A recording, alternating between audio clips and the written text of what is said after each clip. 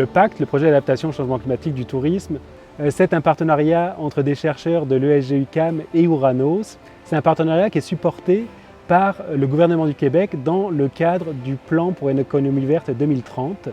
Donc le projet d'adaptation au changement climatique du tourisme, il prend une forme de laboratoire vivant qui est un peu particulière parce que au lieu, si vous voulez, d'aller organiser des grandes rencontres ouvertes à de nombreux intervenants dans des salles louées à la MRC ou à la municipalité ou ailleurs, nous, ce qu'on essaye de faire, c'est qu'on essaye d'être mobile et de nous déplacer au sein des organisations, au sein des participants de notre laboratoire vivant. Donc ce qu'on veut faire, c'est se déplacer directement sur les sites pour avoir accès au plus près aux réalités, aux besoins, aux enjeux qui sont vécus par les acteurs du tourisme sur leur site.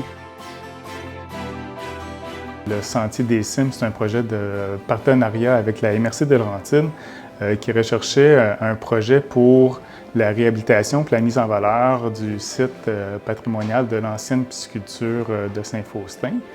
Donc, l'origine, c'était ça, c'est de trouver un projet qui viendrait bien s'intégrer dans ce site patrimonial-là pour permettre la rénovation du site et de réaccueillir des visiteurs. C'est un projet avec une passerelle à la cime des arbres, avec une tour d'observation unique en Amérique du Nord. Au Sentier des Cimes, le directeur Nicolas Joly nous avait sollicité pour finalement explorer davantage l'option de la forêt résiliente. Pourquoi? Parce que la forêt autour du Sentier des Cimes, c'est une forêt qui est relativement jeune, qui est relativement fragile, et dans une perspective d'exploitation durable de cette forêt à des fins récréotouristiques, on a besoin d'une forêt plus en santé, avec plus de biodiversité et qui sera plus capable de résister au changement climatique. D'autres exemples qu'on peut citer, c'est bien sûr les parcs régionaux de la MRC d'Antoine Labelle dans les Laurentides, qui expérimentent avec nous des solutions pour mieux intégrer la gestion de la météo face au changement climatique, donc dans leurs activités. On le sait, la météo, c'est très important pour les entreprises du secteur touristique. Le parc, en fait, on a 3 sites, 3 pôles principaux. On a aussi des infrastructures, des chalets en montagne, des petits refuges dans lesquels on peut coucher, des chalets en bonne montagne, des campings rustiques, de services. Bref, on a une offre très diversifiée. Ce qu'on veut faire, c'est se déplacer directement sur les sites pour avoir accès au plus près aux réalités, aux besoins, aux enjeux qui sont vécus par les acteurs du tourisme sur leur site. Donc c'est prendre des espèces qui vivaient plus dans le sud et qui vont voir leur aire de répartition monter vers le nord. Donc il y a peut-être des essences qui actuellement ne sont pas présentes ici mais qui pourraient être utilisées parce que les conditions climatiques changent. Ça nous permet vraiment de mieux les comprendre, de mieux les saisir, mais aussi eux de nous montrer très factuellement, très directement, qu'est-ce qui se passe avec les changements climatiques dans leur activité sur leur site. Les changements climatiques au parc dans les dernières années affectent de plus en plus parce que c'est des coups d'eau intenses, soudains. Il pleut moins souvent, mais il pleut fort. Le dégel de 2023, on a failli perdre pratiquement toutes nos passerelles, tellement que le coup d'eau a été intense. Donc, ça nous amène à réfléchir sur comment on va construire le futur de nos infrastructures, l'aménagement des sentiers, l'érosion. C'est des gros questionnements. Donc, généralement, ça va prendre plusieurs séquences, ça va prendre plusieurs phases. La première phase, c'est une première rencontre qui va nous permettre de nous familiariser avec la réalité de l'entreprise qui participe avec nous, de l'organisation. Pour le Sentier des Cimes, on pense que les changements climatiques pourraient affecter nos opérations de 2 façons. La première, c'est avec les chaleurs extrêmes, donc ça pourrait devenir inconfortable pour la clientèle sur le Sentier des Cimes.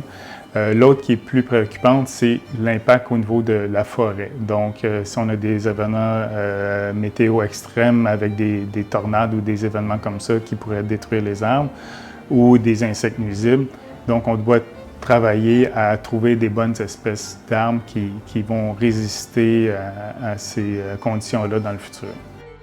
On va faire d'autres rencontres qui vont vraiment viser à expérimenter avec cette organisation des solutions qui pourraient l'aider dans son adaptation au changement climatique. Ce que nous permet de faire cette méthode aussi, c'est vraiment de nous rendre compte qu'il y a beaucoup d'organisations du tourisme au Québec qui sont déjà en adaptation.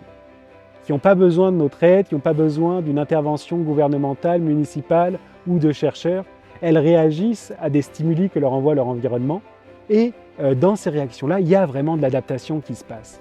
Donc que ce soit dans des organismes qui font du tourisme d'aventure ou des organisations qui sont plus centrées sur la découverte de la nature ou même de la culture, on a vraiment des organisations qui sont en mode adaptation aujourd'hui.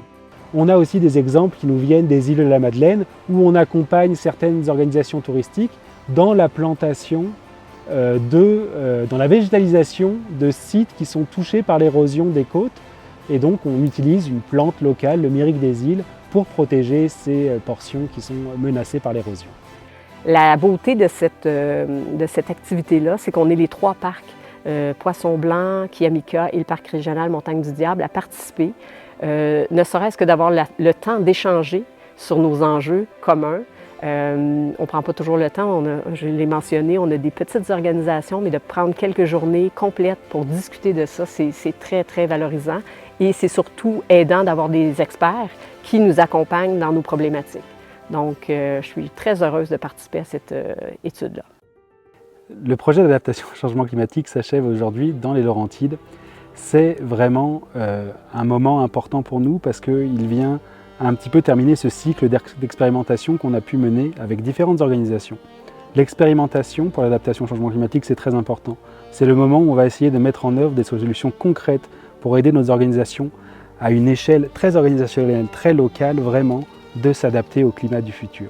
Donc c'est pour ça qu'on essaye de faire en sorte que ce projet ouvre la voie à d'autres façons de faire, des façons de faire innovantes, plus collaboratives et qui permettent de mettre la main à la pâte quand on parle d'adaptation au changement climatique.